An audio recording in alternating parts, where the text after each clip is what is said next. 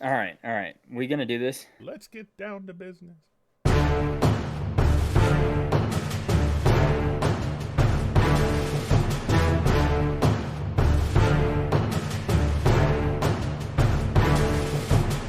Hey, Howdy.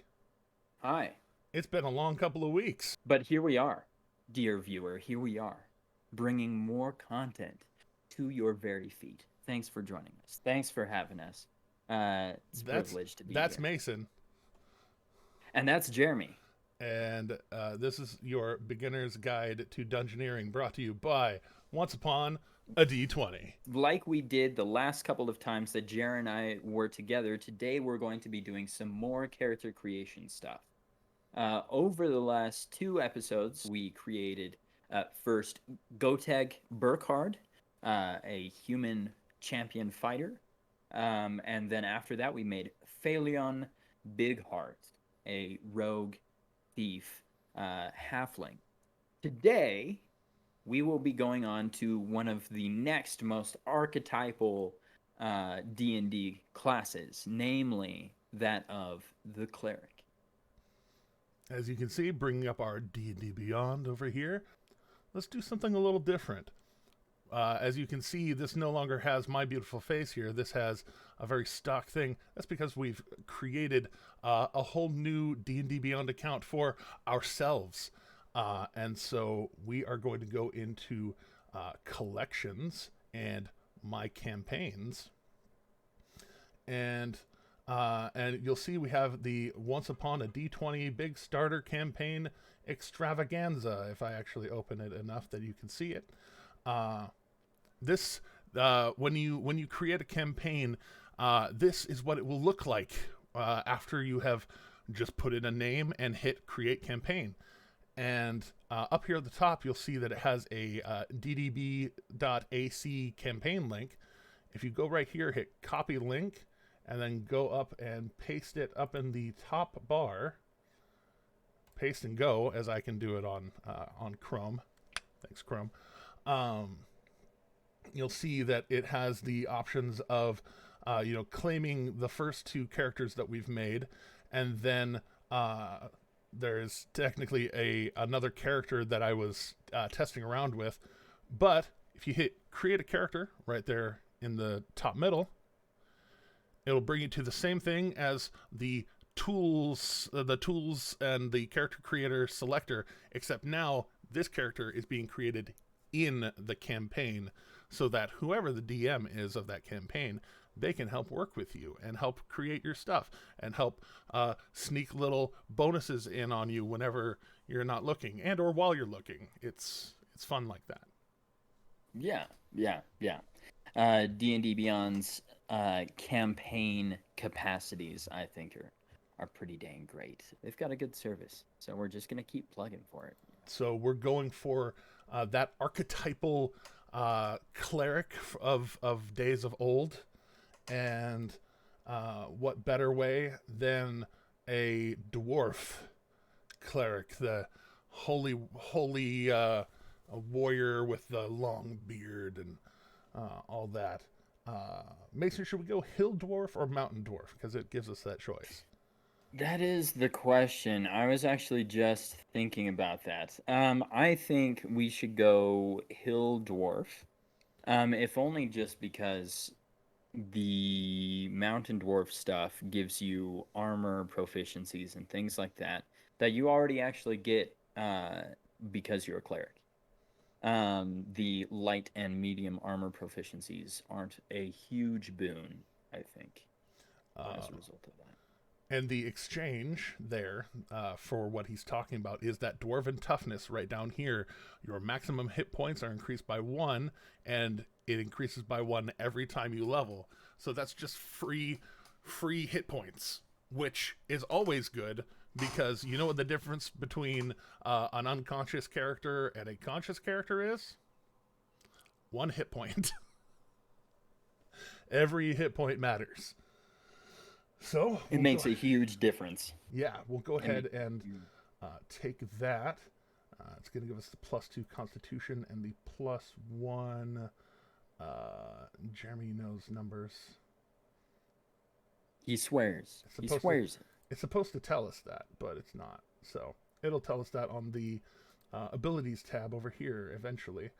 +2 Constitution, +1 Wisdom. That's the other reason to take Hill Dwarf, the +1 Wisdom. Hill Dwarf. Unless Ooh, you're that's using true. unless you're using the Tasha's rules where you can put your stats where you want, which we're Yeah. not today. Eventually, we'll show you how Because to do again, we are we're still using the kind of base archetypal stuff.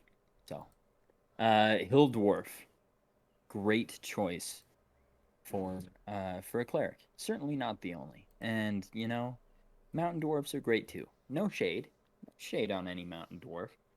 But The- today we're just going with Hill. The other exchange there, of course, is that a mountain dwarf, in addition to the +2 Constitution, they're one of the few classes that also gets a +2 to another stat, which is Strength.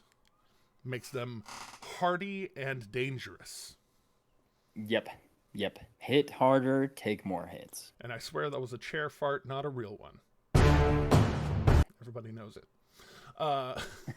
So as part of the Dwarven tool set, you get a tool proficiency that can be either smith tools, brewer supplies, or mason's tools. Now, They're mine, dang it. Yeah, they're your tools, nobody else's. Should he have your tools, the smith's tools, or the brewer's tools? Listen, as much as I put on a show about being possessive about my tools, I'm more than happy to share with this kind-hearted dwarf. That being said, I do think that maybe the I don't know, there feels something archetypal about a dwarven cleric being a smith. I'm right there. Let's scoot doodle that right there. I don't know what that word was, but it was a word. It was something that came out of my face at very least. So we have our smith tools proficiency, and we'll jump back as we often do. What are we going to name this man's? Let's maybe hit that random name generator. The first one that popped up is Galdor Ruby Eye. That's pretty sick. All right. Hey, fantasy name generators, as always, thank you for what you do. Thanks once again. On to the next class, right? Class, we already know what class we're going for. So let's hit that sweet cleric. And get our... right now, it's only giving us 9 hit points. That's because we don't have any stats yet. So there's not a possibility to have higher than that. So let's go through, do our 2 groups of dice, and let's just start jamming those dice. Oh man, it's making noises this time. Oh, that's because I switched apps. Or I switched sign-ins, and so it's making clickety clacks. It's making clickety clacks now. It's making all the clickety clacks. All right, now Mason. It's making noise on my end too. Oh, did it? Cool. Yeah. So this first set of rolls gives us a good example as to one of the weaknesses of rolling your stats.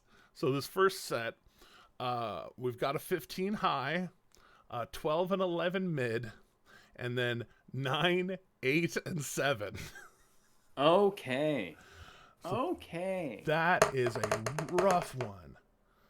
So that's not the smoothest start. It's not the worst either. Let's be honest, but it's not great. That's not the paragon of excellent rolling right there.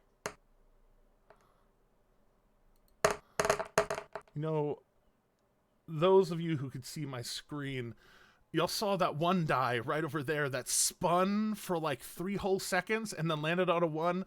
I hate when that happens, either on the virtual dice roller or in real life. That just that chaps me, just because it's like yay, dramatic spin, and you're a 1. And I hate you. Stop it. It's a tease, is what it is. Yeah.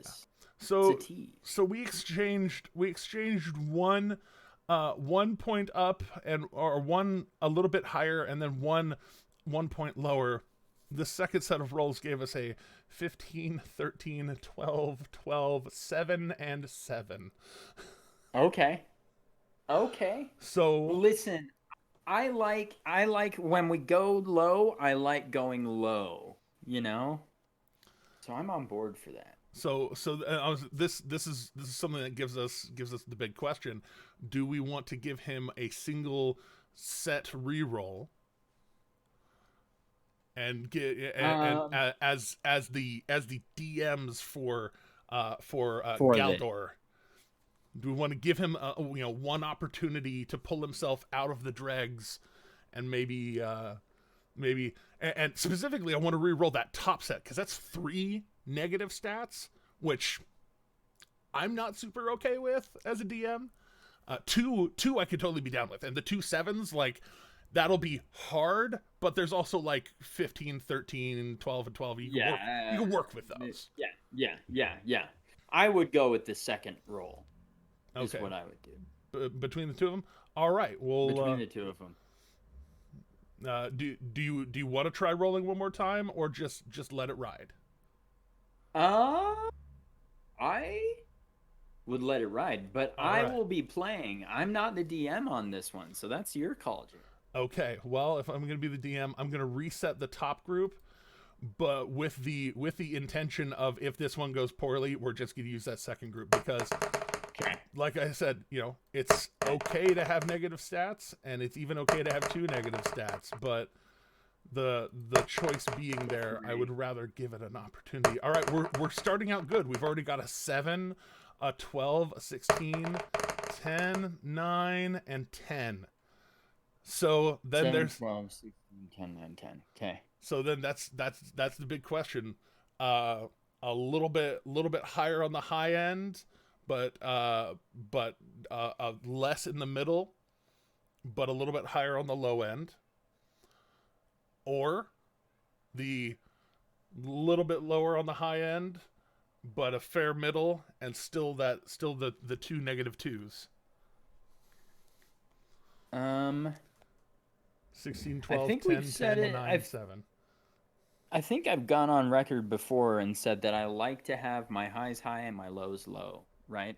So given the choice between the two, I usually go for the high peaks and low valleys. All right, low valleys. Let's hit the double 7. Okay, because you got to give it a chance. Let the dice fall where they may, and the dice have spoken. Yeah. So, Yeah. then speaking of the low valleys, you pick a 7 and I'll pick a 7. Where are we putting them? I'm thinking one of the sevens is going to go into dexterity, and I'm thinking that our dwarf is going to have a peg leg. And that's Ooh, why their ooh, dexterity is as low as it is. ooh! I like this. This is exactly the type of stuff that this character creation stuff is for. Ooh, I like it. All right. Um, and as a note, with that, uh, there's a common magic item called a prosthetic leg that is exactly for this sort of thing. And up until recently, it was an attunable item.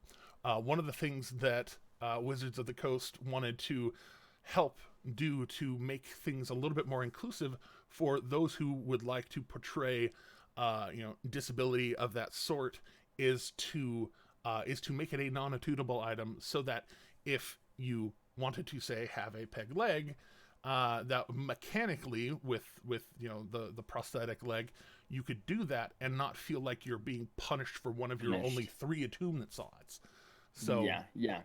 That that is as the DM that's gonna DM this whole thing, that's gonna be something that we're gonna add into this character very specifically in a little bit. for those of you that are newer to the game and don't know what attunement is. A lot of stronger magical items require the individual to, through magical kind of processes, bind the magical items to kind of their soul on some level, right? To become attuned with it. And so by having your prosthetic leg attuned, it makes it so that maybe you couldn't attune to the pick trash greatsword that you wanted because you've got 2 other items that you already want and you need your leg. Big ups to Wizards of the Coast for kind of doing that bit to bring together a little bit more inclusivity.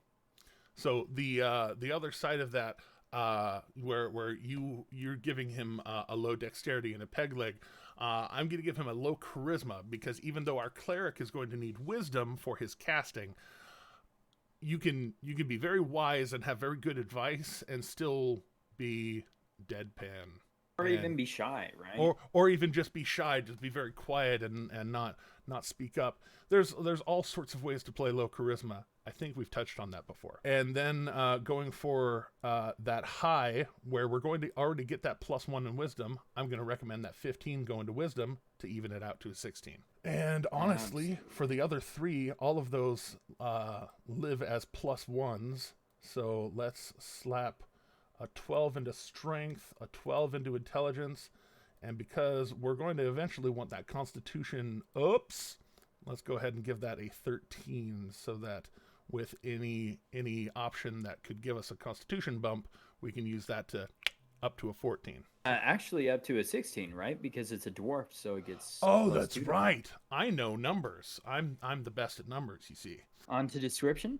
Well, bring us back to class to okay. Level out our proficiencies. Now, as far as divine domains, the one that is free and accessible to everybody is also one of the strongest cleric types, which is the life domain.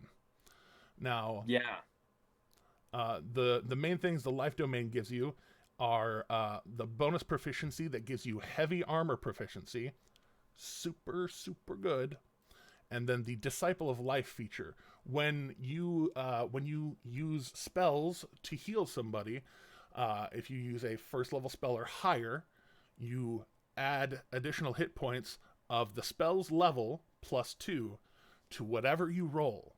So if you're rolling a spell that does healing to multiple people, like a Prayer of Healing, which is a 2nd level spell, a Mass Healing Word, which is a 3rd level spell, a Mass Cure Wounds, which is a 5th level spell, you get to add 4, 5, or 7 to each of those numbers that you roll, and that hits each person that you heal. It's super valuable as far as a healer goes. But a cleric isn't always just a healer. Clerics can be lots of things.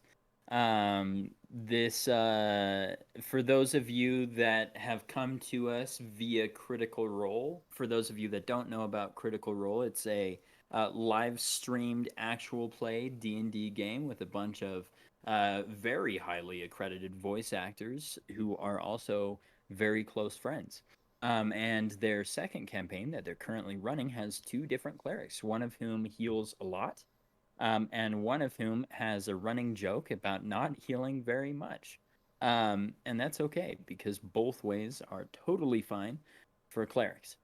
This particular cleric is a life domain cleric, so as a result, it would make sense for them to have some healing capacity, but certainly they don't have to be defined by that.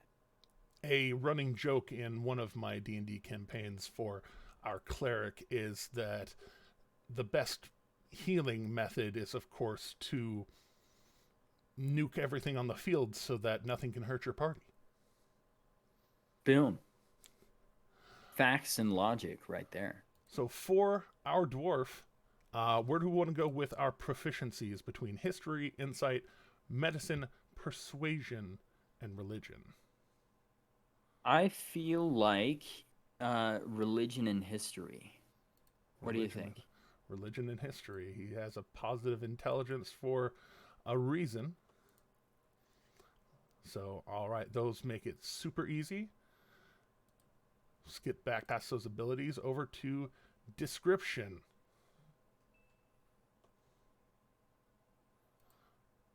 So the base backgrounds are more limited than the backgrounds that you may have seen in our past videos, because this time we're using an account that doesn't have all of the purchased items and things like that. Bells and or whistles, if you will. Precisely. And so with that in mind, I mean, Jerry, you tell me. But I'm feeling the acolyte on this one.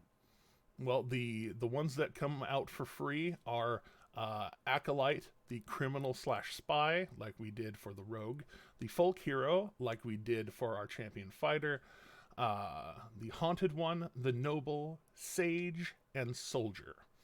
And so, between all of them, the nice archetypal perfect one is definitely Acolyte. Something that those of you who can see my screen will notice is that right around here, you see the skill proficiencies, insight, and then it says choose a skill. Normally, it gives you religion proficiency, but we've already picked religion with part of our regular proficiency package. So, as part of the rules, if you already have one of these proficiencies, it lets you choose from any of the proficiencies available. What should our other skill be? What do you think? Medicine? Medicine is wisdom. And so is insight. So he's got good wisdom based skills, good intelligence based skills. He's got his natural languages of Common and Dwarvish, but now he's got two extra ones. Should we give him knowledge of something holy and knowledge of something profane? Should we make it a little more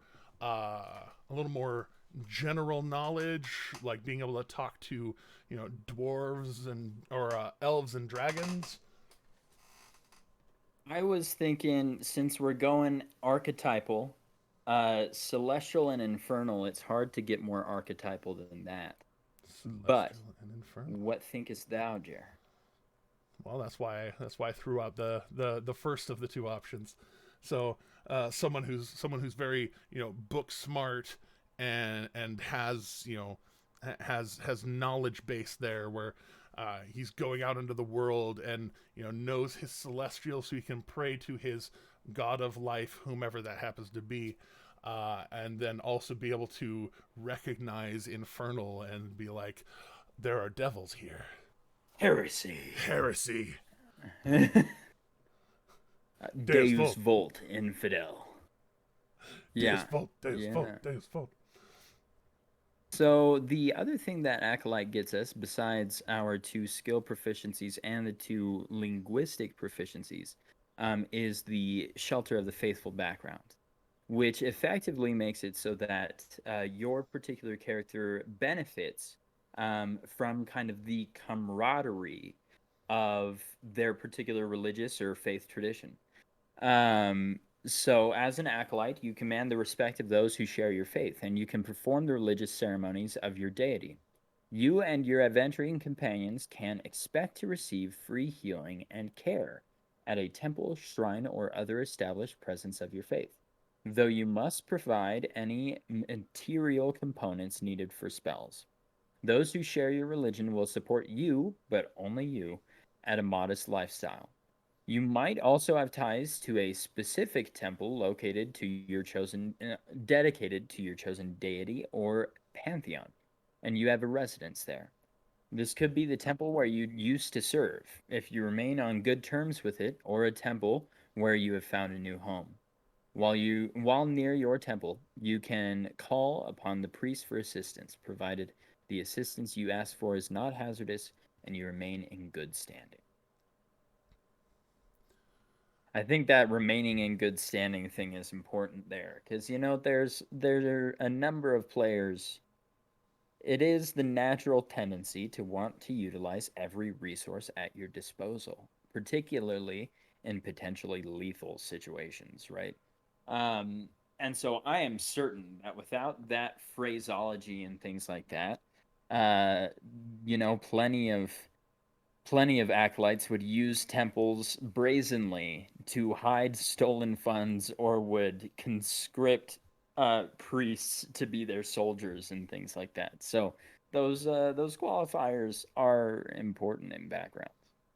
And like with the other background features, this just gives food for your roleplay purposes, so that you make sure that that you're playing your character And if you take a life cleric and you go off and you take the spell Animate Dead and you start running around with a bunch of skeleton and zombie minions, maybe, just maybe, your life deity may not be looking favorably on that, and or it may be completely socially unacceptable if your life deity isn't going to, retract their favor from you. At least all of the other priests and people are going to be like, well, that feels a little hinky. That feels a little death cleric-y to me. Maybe there's a conflict there. Maybe you need to, find a way to resolve that conflict. Also, the very, very specific point of you can get free healing and care from a temple, but if you're going to be asking for 300 gold pieces of diamonds to revivify a friend, or if you're going to be asking for 500 gold pieces or 1,000 gold pieces or 25,000 gold pieces to try and resurrect a friend, might not be free at the temple, no matter how much they like you. That is a lot of money. Yep. A whole host of it.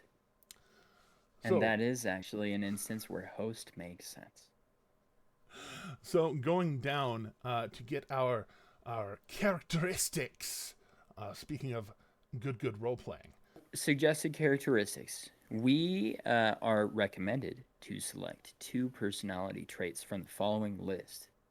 1. I idolize a particular hero of my faith and constantly refer to that person's deeds and example. 2. I can find common ground between the fiercest enemies, empathizing with them, and always working toward peace. 3. I see omens in every event and action. The gods try to speak to us, we just need to listen. 4. Nothing can shake my optimistic attitude. Number 5. I quote, or misquote, sacred texts and proverbs in almost every situation. 6. I'm tolerant, or intolerant, of other faiths and respect, or condemn, the worship of other gods. Number 7. I've enjoyed fine food, drink, and high society among my temple's elite. Rough living grates on me. And 8. I've spent so long in the temple that I have little practical experience dealing with people in the outside world. Now, to interject my own opinion based on stats we've already picked, dumped his charisma on purpose. So I think maybe he should have spent so long in the temple that he has little practical experience dealing with people in the outside world. Yeah, agreed. I also think number 1's pretty great. I idolize a particular hero of my faith and constantly refer to that person's deeds as an example. Sorry. It gives Galdor a certain naivete of I'm gonna be like Superman, and but I've never actually gone out into the world and experienced that kind of hardship before. So yeah, it also, I think, the dungeon master and the player could collaborate and talk about whether or not this particular religious example could be still living, or is long dead, right? But whatever the case, that provides a very tangible connection to the world that can then come up later, right? What if during the course of their adventuring they encounter this particular religious ideal that he has, this archetypal individual that he is trying to pursue, and in encountering them find out that they actually suck, right? What if they encounter him, pillaging a village in the name of the god, or what have you, whereas the usual ideals talk about how nice and loving he is, or what have you. It just provides a lot of really tasty opportunities, I think. To quote one of my favorite characters, I figure anyone who's had a statue made for him is some sort of son of a bitch or another. Mal Reynolds, brown coats for life. Moving down to the ideals, we have this is where we get the kind of alignment stuff we've talked about before. Number 1, tradition. The ancient traditions of worship and sacrifice must be preserved and upheld. The lawful ideal. Second, charity. Always try to help those in need, no matter what the personal cost. Good. To a fault, might I add. 3. Change. We must help bring about the changes the gods are constantly working for in the world. A little bit more chaotic. 4. Power. I hope to one day rise to the top of my faith's religious hierarchy. 5. Faith. I trust that my deity will guide my actions. I have faith that if I work hard, things will go well. 6. Aspiration. I seek to prove myself worthy of my God's favor by matching my actions against his or her teachings. Lots of good options here. Honestly, with what you and I have both added to this character, I think the aspirational one is where that ends up putting that one, because that can be any of the alignment, but also very much it could be very flexible as well, where they may be naturally leaning towards the lawful good, but then they encounter this hero. Maybe the hero doesn't suck as a person, but he's just not perfect, and he has to do things a little off script, a little off book. Maybe you try and quote a scripture to him, and he's like, I know the scriptures, but over here in the real world, like, sometimes we can't just turn the other cheek, or else the other cheek's gonna get cut off. You know what I mean? Yep. Gives some good opportunities for reality to be checked with the ideals. Bonds, number 1. I would die to recover an ancient relic of my faith that was lost long ago. 2. I will someday get revenge on the corrupt temple hierarchy who branded me a heretic. 3. I owe my life to the priest who took me when my parents died. 4. Everything I do is for the common people. 5. I will do anything to protect the temple where I served. And 6. I seek to preserve a sacred text that my enemies consider heretical and seek to destroy. What are you? I'm feeling 1 or 5. Now, as I've always seen it, bonds are kind of one of the reasons that people go out on adventures, that kind of kickstart them into the life. So, if Galdor learned about an ancient relic in his readings up in his celestial studies and or infernal studies, and found out that this relic is out there, and I need to get a group together, and we can go and get this ancient relic, and then teaming him up with our bandit prince, and that's going to help him ascend to power, and all this. That's where we start. That's where we start melding all the stories, bringing it all together. Number 1, it is bringing it down to flaws, the meat, the juicy dark meat. So, number 1, I judge others harshly and myself even more severely. 2, I put too much trust in those who wield power within my temple's hierarchy. 3, my piety sometimes leads me to blindly trust those who profess faith in my God. 4, I am inflexible in my thinking. 5, I am suspicious of strangers and expect the worst of them. 6, once I pick a goal, I become obsessed with it to the detriment of everything else in my life. Either 2 or 3. 2 or 3, because two is a little bit more narrow, where you just trust your higher ups, but 3, someone going out in the world for the first time, and say you're going out there as a cleric of Moradin, the dwarven god of creation, and you go out somewhere, and they've named their bar Moradin's Mantle or what have you, and then you go in, and they're just like, oh yeah, we'll you wear a Moradin here, we'll buy you a nice strong drink for free, and then they end up getting you to gamble and do all the things that you've never done before out in a bar. It can be a slippery slope. The reason that I was more hesitant about 3 than I was about 2, even though I agree 2 is significantly more narrow, is we also have a very wise person here. Fair. Right? Which I feel like makes it a little bit hard. I, I I think you can play it this way, but I think it's a little difficult to play someone who's amazing at reading people and also uh, is just extremely gullible as well, which I fear the That's flaw could lean toward. that's fair.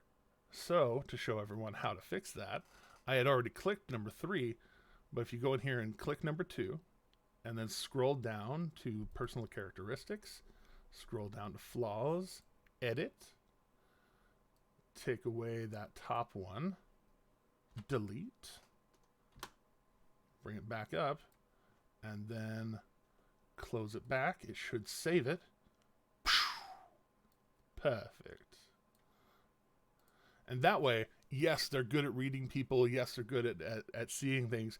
But even the wisest people sometimes are blind to those who are in power above them. Yep. Particularly if they're raised around them their whole life, right?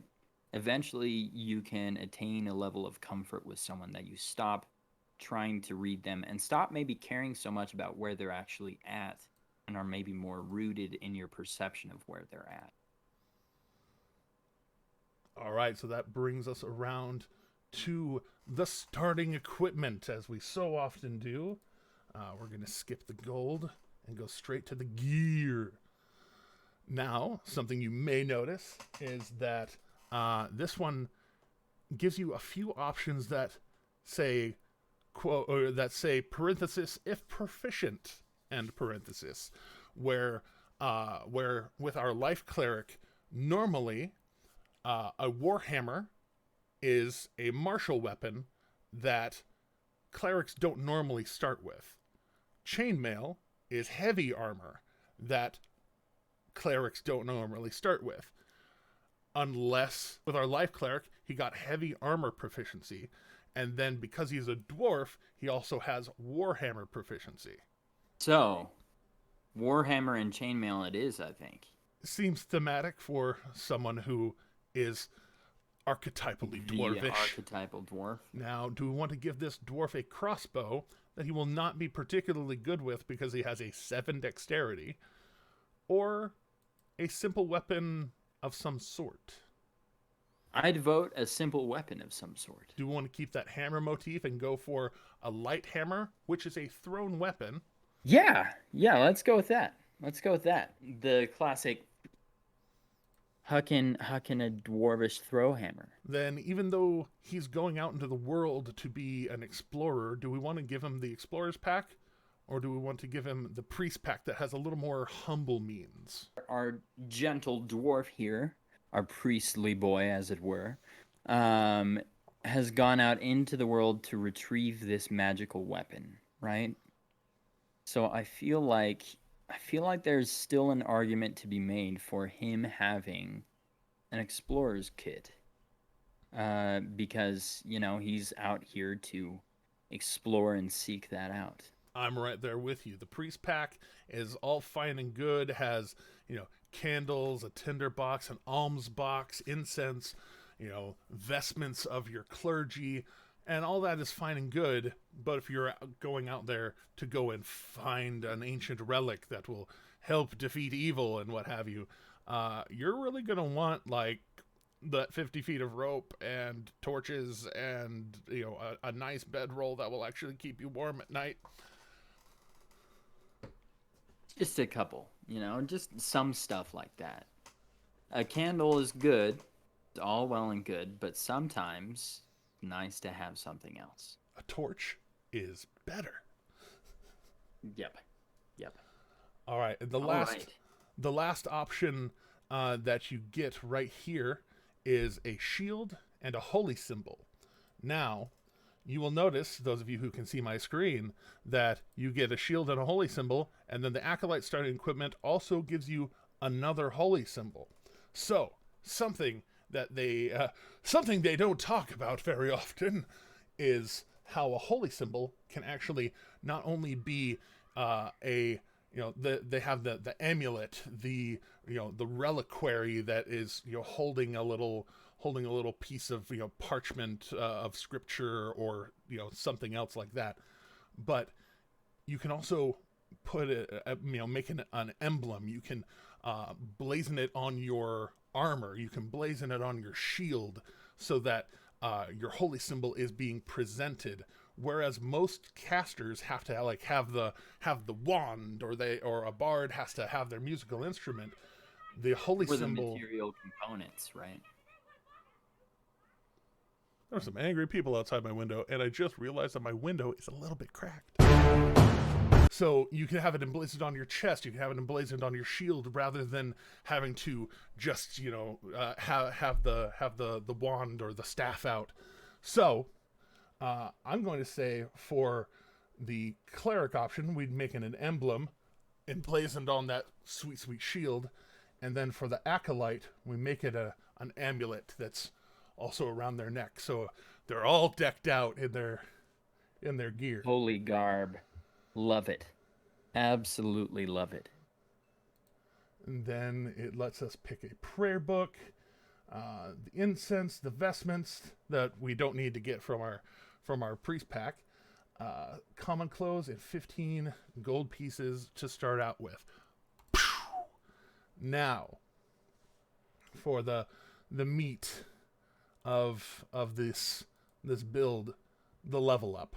So, as part of the leveling up process, we want to pick spells for our cleric. So, you'll notice in our cantrips for a cleric, there are only 7 options for the base cleric between guidance and thaumaturgy.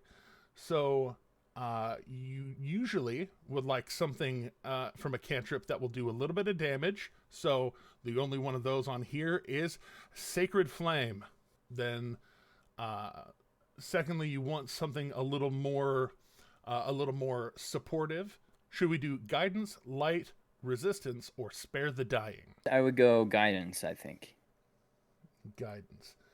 And then guidance also has that good roleplay potential, so I think we should also, whereas a dwarf does have dark vision only gives you grayscale and it still is kind of dim light.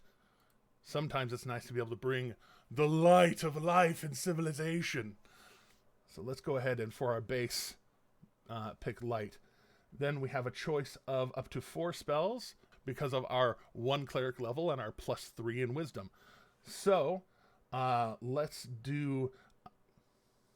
So going down the list, you'll notice we have Cure Wounds and Bless already always prepared.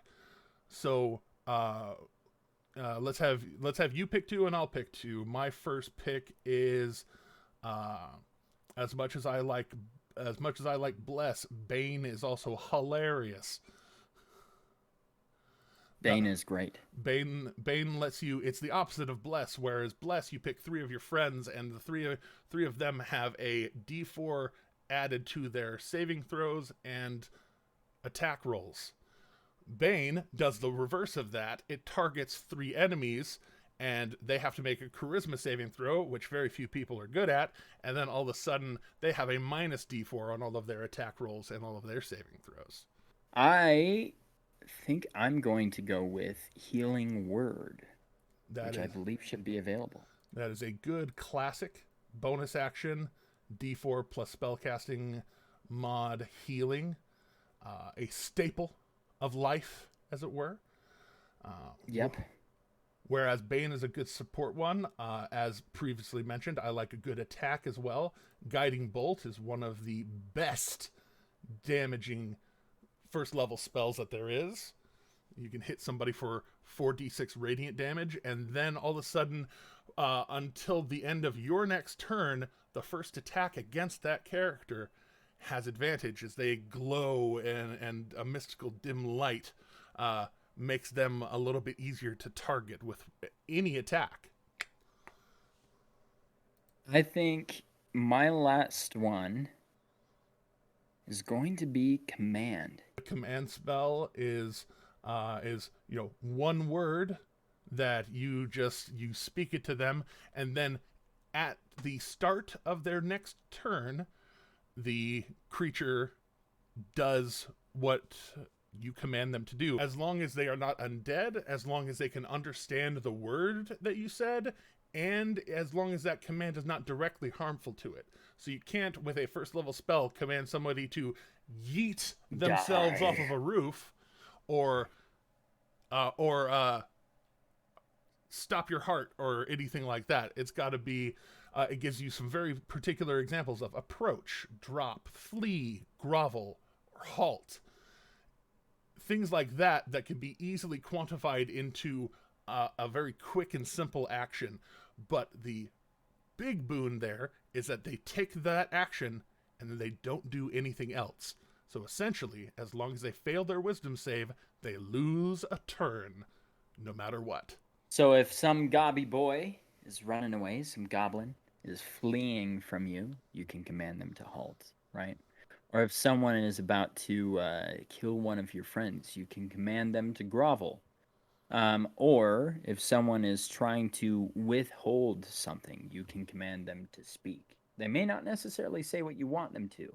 This doesn't order them to speak the truth, but you can do things like that. It's a fun spell, and I also like the idea of our gentle dear dwarf here, who is not very charismatic, kind of maybe in the midst of battle, standing up and with faith in their particular belief, sending forth a command, and as a result, finding some degree of charisma in that moment, right? By the power of Moradin, I command you to kneel.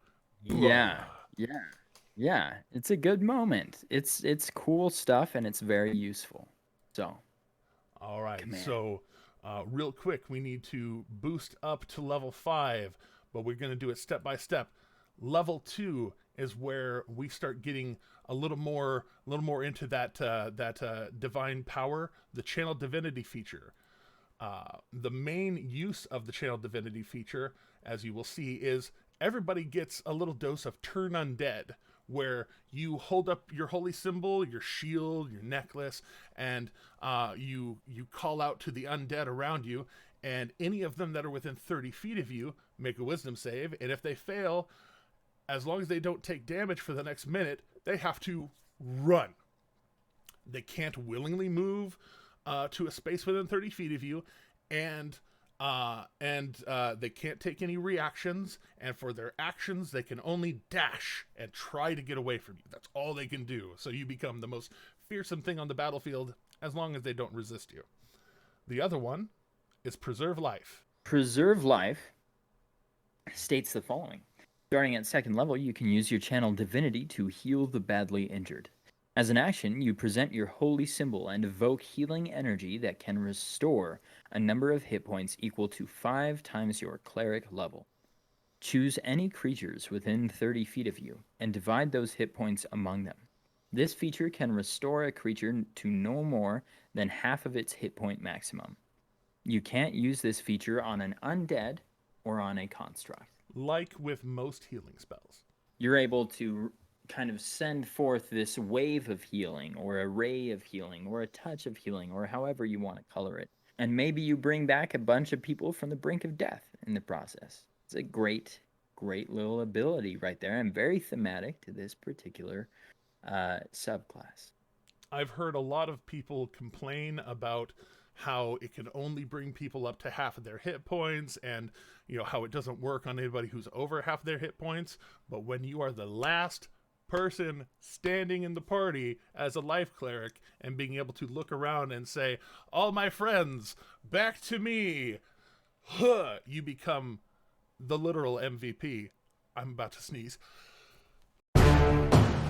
Bless you. Thank you. So, for example, in this instance, we're going to be at level 25, right? Level 5, not level 25, which makes it so that this gives 25 healing points, which is nothing to sneeze at. So, yeah, it's great. It's good stuff. It's a good ability. Even divided between up to 4 party members, it can still be the difference between winning the day and a total party kill. Also, going up to level 2, that gives us access to another spell. One of the things a cleric is capable of on any given day is preparing their leveled spells. So whereas I talked about the cantrips become pretty much set in stone, except in certain circumstances, the leveled spells, every morning you can switch them out as long as they're not your always prepared spells. So if one day you decide you don't want to put Bane on somebody, but you want to be able to create or destroy water, you can do that. If you want to not command people, but be able to detect magic as a ritual or as a first level spell, you can, have your detect magic and look around for the things. But with our level 2, should we go offensive, defensive, or support? I would go offensive, just because there isn't a ton of offensive capacity within the first level spells. I'm not here to knock Guiding Bolt. It's great. Beautiful. But Guiding Bolt gives us that ranged damage. You also want to be able to take care of somebody if they rush right up on you. So the opposite of healing and the opposite of life, of course, is to inflict wounds. Inflict wounds is the other best first level offensive spell, which is 3 die 10 necrotic damage at first level, and then an increase of a die 10 for every level above that. You just walk up to somebody and say, I am taking the life out of you, please. Thank you. Deposit that into the Bank of Moradin. Or what have you. And boom. By the power of Grayskull, they die. It's good stuff. It's a great spell. The Gray Skull. The great god Gray Skull. Yep. All right, moving up to level 3. Something you will notice in the cleric features is you don't get any. You'll notice as we open up available at higher levels, the next two things you get are the ability score improvement that we've talked about before, and destroy undead at level 5. We'll get to those in a minute, but the main thing you get here, of course, is now that you are level 3, you have access to second level spells. Mason, second level spell. What are we gonna do? Let's see here. We have everything from aid, where you take a tiny strip of white cloth and wave it around for a moment, and up to 3 of your friends have their hit point maximum increased by 5, and then at levels higher it increases by another 5 hit points. Rather than adding more creatures to it, you make your aid much better. And 5 hit points doesn't sound like a lot until you need those 5 hit points. All the way down to things like Spiritual Weapon, which is actually always prepared for our Life Cleric, as well as Lesser Restoration. So we don't have to worry about those two. Ooh, decisions. I would vote, since we went offensive last time, let's go Prayer of Healing this time. All right, bringing up Prayer of Healing. Prayer of Healing is a 10-minute spell, so it's not one of those that you can cast in the middle of combat, but it's one of those between combat ones where your party's healing up, they're taking potions or taking a short rest, and up to 6 creatures that you can see within 30 feet get 2d8 plus your spellcasting ability modifier, plus 2 plus the level of the spell, which is 2. It becomes a thick heal when you are a Life Cleric. It's a go-to spell for clerics for a reason. It's good stuff. Scoot doodling up to level 4. Let's get that ability score improvement out of the way. What are we going to drop our points into with our abilities at 12 for strength, 7 for dexterity, 15 for con, 12 for intelligence, 16 for wisdom, and 7 for charisma? I would say definitely let's... you tell me what you think. I'm leaning toward bringing up Constitution. We should, from that 15 to a 16. We should definitely bop up that Constitution. That helps for our concentration spells, like maybe Shield of Faith or Bless or Bane. And it also gives us extra hit points. Extra hit points are always good. Now, another one that we may want to boost up eventually, of course, is going to be Wisdom. So let's go ahead and just pop another point into wisdom so that at higher levels we can get even more wisdom. That takes care of our level 4 class features. We get access to one more second level spell or first level spell at this point. I think since we did the Prayer of Healing, this last one, let's take another really good support one where I love Hold Person, but in a lot of situations, you're not facing people. Hold Person works on humanoids, but something like Blindness, Deafness works on any creature. So you can point at a creature that sees with eyes and say, "You don't see no mo," or "You can't hear anymore," which can actually be very, very useful in a group that perhaps communicates audibly. But the blinded condition makes it much easier to hit somebody and much harder for them to hit you. Absolutely invaluable when trying to make sure that your party doesn't die. There is also one more cantrip. Now, we can't pick offense because we don't have it. Do we want to go support or do we want to go utility? Let's go support, because I think that this guy has been in a temple long enough that he probably hasn't really needed much in the way of utility. What do you think, Jer? Should we go for resistance? Well, as far as utility goes, things like mending, where you're able to take a minute and heal an object, or thaumaturgy, where you're able to blast your voice or change the color of your eyes and or make them glow, or make little minor shakings of the room and make things a little bit more intimidating. But Spare the Dying makes it so that you don't have to make that medicine check. You just boop, please don't die. Also, resistance is one of those where if you know somebody's about to go into a dangerous situation that's going to require a saving throw, it gives them that extra D4. It is a concentration spell, so you're not going to want to do that if you already have somebody blessed. But if you don't have that up yet, this is free for one person. Between the options, I think I would go resistance. Resistance it is. All right, and lastly, but certainly not leastly, bumping up to level 5. We talked about Destroy Undead for just a moment. Essentially, when it comes to your Turn Undead feature, when you use it at 5th level, if the challenge rating, or CR, of the creature that you're facing is 1/2 or lower, when you do your Turn Undead thing, you can just vaporize them. So certain zombies, certain skeletons, certain other undead, you just walk up and just be like, "Disperse!" And they just...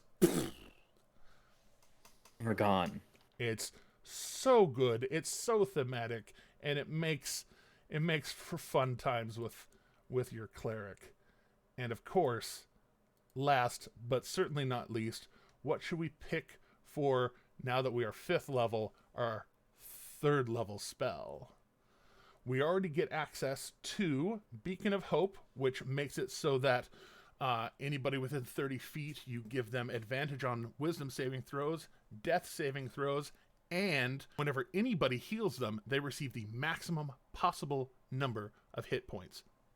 Life Cleric. You also naturally get Revivify, where we were talking about needing 300 gold pieces worth of diamonds, so you can make sure that one of your compatriots, who maybe just got slain accidentally and maybe rolled a natural 6 and a natural 1 on their death saving throws. He didn't mean to. You know who you are. He didn't mean it. Didn't mean it. Dang it. So, for Galdor, what should our final pick for 3rd level spell be? I'm feeling Spirit Guardians. Spirit Guardians? Do you mean one of the single best spells in the entire game? He said in a very natural voice. But Spiritual Guardians, when you trigger that, it's a single action, and then radiating out of yourself in a 15-foot radius around you, you make death happen. Not just death, but death to your enemies. If something is arrayed against you, when it comes within 15 feet of you, first off, the power of your spirit guardian slows them down, so it's difficult terrain. But then, as they're wading through your spirit guardians, whatever you happen to make, whether it be these, bugs flying around you, little spiritual hammers slamming everything around you, or gerbil The ghosts unicorns, of your ancestors. or Gerbil. the ghosts of your ancestors. As soon as one of your enemies comes into it, they slow down, and then they have to make a wisdom saving throw or take 3d8 radiant or necrotic damage, depending on what you choose for your swirl of death. It does say if you are good or neutral, or if you are evil for those two options. I, as a DM, like to actually make it a choice, because alignment, whereas something you've all heard me say once or twice or three times before, I believe that a character influences alignment, not the other way around. So you get to choose, for me, at my tables, whether you are broadcasting necrotic damage that day, at that time, with that casting, or whether you are broadcasting radiant damage. It's a really good spell. You just walk into the middle of the fight and just do your little Deus Vult prayer, and you don't have to swing. You just walk up to your enemies and be like, I'm gonna let my spirits do the work for me. Yep. When you're coming up short, they will strike true. All right, well, this has been our building of Galdor Rubii. We thank you so much for going through it with us. We hope to let you see him at a table very soon in a few episodes. But until next time, thanks for hanging out with us. Keep going. And watch out for the frickin' dungeons out there.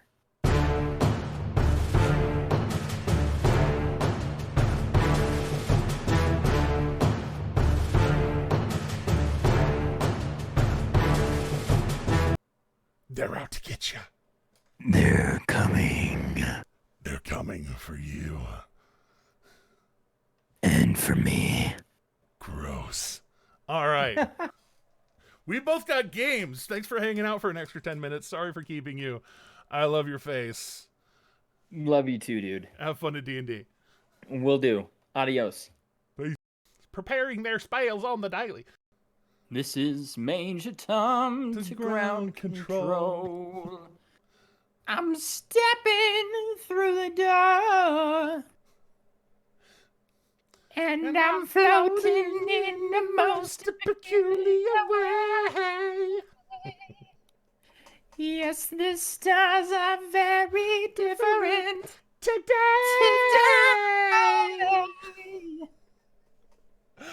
Oh, yeah. Yeah. That's the kind of mood we're in today. Geriatric millennial? Yeah, that's wild. I mean, That's we weird. prefer the term elder millennial, but Geriatric is a little excessive, don't you think? Yeah. Gee. Okay, boomer. Tread carefully there. No, this was silver. Yes. I know my dragon faces. I'm trying to learn my dragon faces. I only have a full pantheon of 10 chromatic and metallic dragons in my pantheon. Nice. Yep. Glory weeping, what the gods do when they look down and behold my life.